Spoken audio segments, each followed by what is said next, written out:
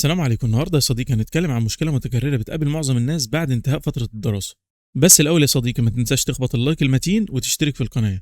كتير مننا عنده جهاز كمبيوتر وبيكون شغال كويس جدا وبعد كده تركنه 3 أو 4 شهور بسبب الدراسة، وتيجي الأجازة وتحاول تشغله وتلاقيه لا بيصد ولا بيرد، أو يشتغل معاك باور والمراوح تشتغل بس مفيش أي حاجة على الشاشة. وطبعا بتكون متأكد يا صديقي إنك لما ركنت الجهاز آخر مرة كان شغال عادي جدا. طيب إيه السبب؟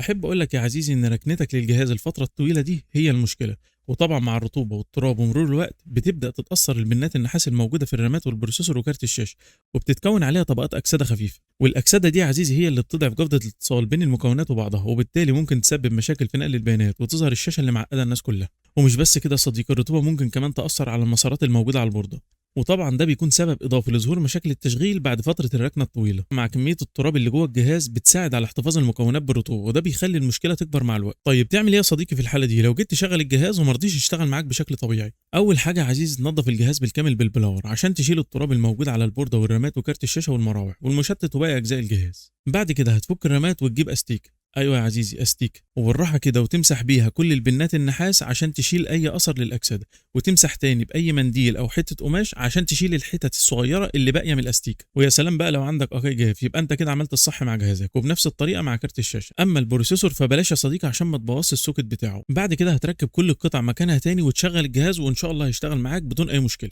ونصيحتي ليك يا صديقي بلاش تسيب الكمبيوتر الفتره الطويله دي من غير تشغيل، حتى لو مش محتاج انك تستخدمه شغله مره بس كل اسبوع، ونضفه من وقت للتاني عشان تحافظ عليه من الرطوبة والتراب، وبكده هتقدر تكتشف أي مشكلة بدري قبل ما تزيد. ولو هتسيب الجهاز فترة طويلة حاول يكون في مكان جاف بعيد عن الشبابيك ومصادر الرطوبة، ويا ريت لو تغطيه بأي كيس عشان التراب. بس كده يا صديقي، ده كان الفيديو بتاع النهارده، ولو استفدت من الفيديو لايك وشير وتعليق يشجعني. سلام.